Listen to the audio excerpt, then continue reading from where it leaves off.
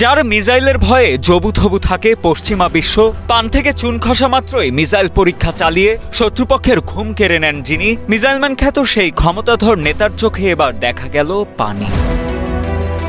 রণক্ষেত্রে নিহত সেনাদের স্মরণ করে অঝরে কাঁদলেন উত্তর কোরিয়ার সর্বোচ্চ নেতা কিম জং উন। বৈশ্বিক রাজনীতির পারদ যখন তুঙ্গে থাকে তখনই সাধারণত গণমাধ্যমে দেখা যায় উত্তর কোরিয়ার এই নেতাকে। তার উপস্থিতি মানেই আন্তর্জাতিক গণমাধ্যমে তোলপাড়, শক্তিশালী ক্ষেপণাস্ত্র পরীক্ষা, বিশাল সামরিক মহড়া অথবা প্রতিপক্ষকে দেয়া কড়া হুঁশিয়ারি। কথায় কথায় মিসাইল ছোড়া শক্ত মনের নেতার চোখেও যে জল আসে তা যেন অনেকের কাছেই অকল্পনীয়। সম্প্রতি উত্তর কোরিয়ার গণমাধ্যমে প্রচারিত ভিডিওতে দেখা যায় রাশিয়ায় যুদ্ধরত অবস্থায় প্রাণ হারানো উত্তর কোরিয়ান সেনাদের স্মরণে আয়োজিত অনুষ্ঠানে কফিনের সারি দেখে আবেগে ভেঙে পড়েন কিম জং উন।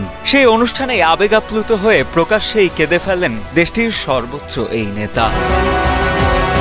ব্রিটিশ সংবাদ মাধ্যম দি টেলিগ্রাফের প্রতিবেদন বলছে, এই স্মরণ অনুষ্ঠানটি মূলত ছিল রাশিয়ার কোর্স কাউন্ট অঞ্চলে যৌথ যুদ্ধ অভিযানে নিহত উত্তর কোরিয়ান সেনাদের উদ্দেশ্যে। মস্কো ও উত্তর কোরিয়ার যৌথ প্রতিরক্ষা সহযোগিতা অংশ হিসেবে ইউক্রেনে রাশিয়ার সেনাদের সঙ্গে যুদ্ধ করে প্রাণ হারানো উত্তর কোরিয়ার অন্তত ৬,০০০ সৈনিকের প্রতি শ্রদ্ধা জানানো হয় সেই অনুষ্ঠানে। আবেগ প্রকাশে সংযত কিম জং উনের এই কান্না আন্তর্জাতিক অঙ্গনেও আলোড়ন ফেলেছে। এই কান্না যেন শুধুই একজন রাষ্ট্রপ্রধানের নয়, বরং যুদ্ধের নির্মমতার এক নীরব স্বীকৃতি। বিশ্লেষকরা বলছেন, কিমের এই প্রকাশ্য অশ্রু যুদ্ধবিধ্বস্ত এক বাস্তবতা ও ব্যক্তিগত বেদনার প্রতিচ্ছবি। এদিকে দক্ষিণ কোরিয়ার গোয়েন্দা সংস্থা ন্যাশনাল ইন্টেলিজেন্স সার্ভিস জানায় ২০২৪ সালের অক্টোবরে উত্তর কোরিয়া অন্তত ১৫০০ বিশেষ বাহিনীর সদস্যকে রাশিয়ার ভলোদিভোস্তকে পাঠানো হয়েছিল।